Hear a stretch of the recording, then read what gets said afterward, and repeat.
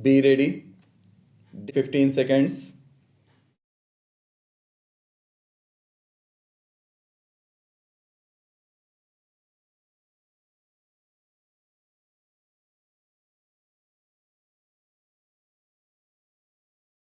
All wages or salary, including wages payable for time or piece work and salary earned wholly or in part by way of commission of any workman in respect of services rendered to the company and any compensation payable to any workman under any of the provisions of the Industrial Disputes Act 1947.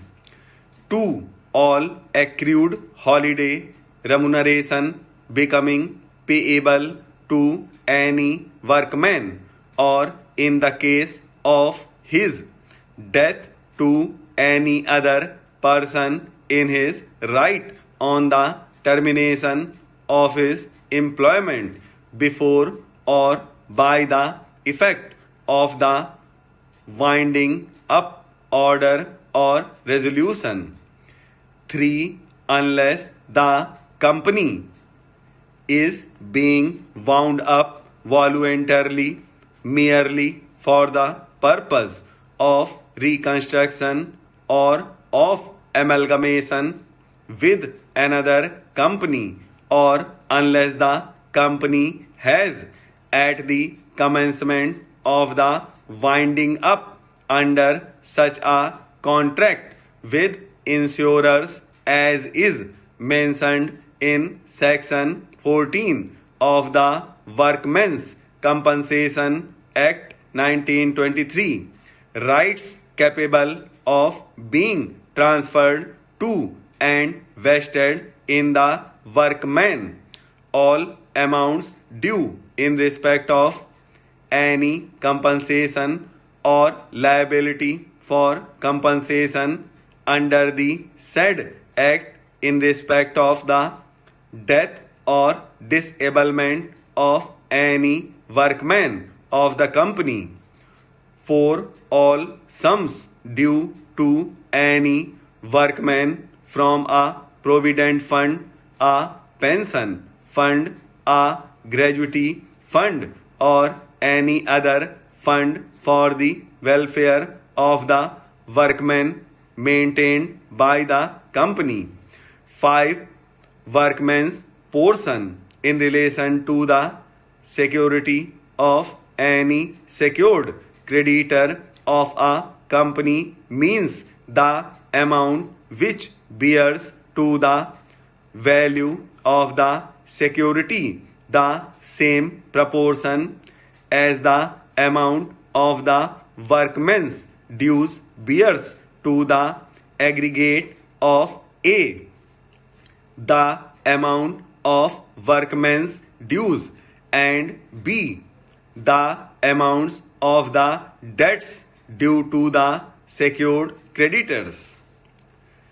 As per section 447 of the Companies Act, an order for winding up of a company operates in favor of all the creditors as if it had been made on a joint petition of a creditor. All creditors are treated as petitioning creditors. Section 456 of the Companies Act requires a provisional liquidator or a liquidator as the case may be to take all properties and action claims to which the company is or appears to be entitled into his custody or under his control. Subsection 1A to section 456 of the Companies Act entitles the liquidator to write a request to the Chief presidency magistrate within whose jurisdiction such property effects or actionable claims are. Subsection 1B to Section 456 of the Companies Act permits the Chief Presidency Magistrate or the District Magistrate to take such steps or use such force as in his opinion may be necessary.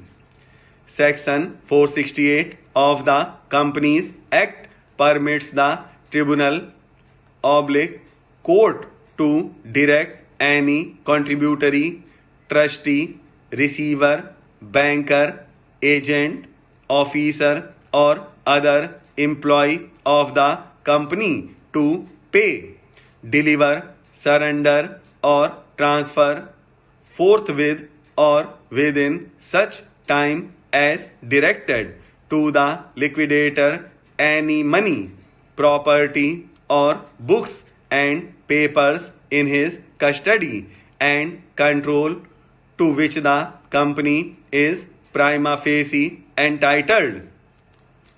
Sections 528 to 530 of the Companies Act fall under Chapter 5, provisions applicable to every mode of winding up under the subheading Proof and Ranking of Claims. Section 528 of the Companies Act states that debts of all descriptions, including the debts payable on contingency and claims against the company, present or future, ascertained or sounding only in damages, shall be admissible to proof against the company on a just estimate being made of such debts as far as possible. Section 456 of the Companies Act inter alia provides that all the property and effects of the company shall be deemed to be in the custody of the Tribunal Court as from the date of the order for the winding up of the company. The objective of giving jurisdiction to the Company Court Tribunal during the process of liquidation of the company is twofold.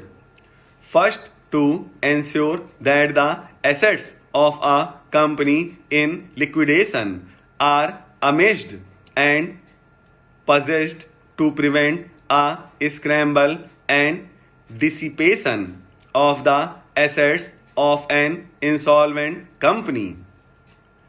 Secondly, the Company Court Tribunal is entrusted with paying of debts from the sale proceeds of the assets so assimilated according to the waterfall mechanism provided for and specified under sections 529, 529A and 530 of the Companies Act. Accordingly, and with this objective, section 529A of the Companies Act refers to the doctrine of pari passu in the proviso to subsection 1 to section 529 with reference to the claims inter se the workmen and the secured creditors. Even otherwise, on a conspectus of these sections, the principle applicable and underlying these provisions is to stop alienation and preserve the assets on the date of the bankruptcy, which date in some cases can relate back to the date of filing of the winding up petition, as in case of execution of a decree. This preservation is with a view to ensure the division and application of the assets of the company.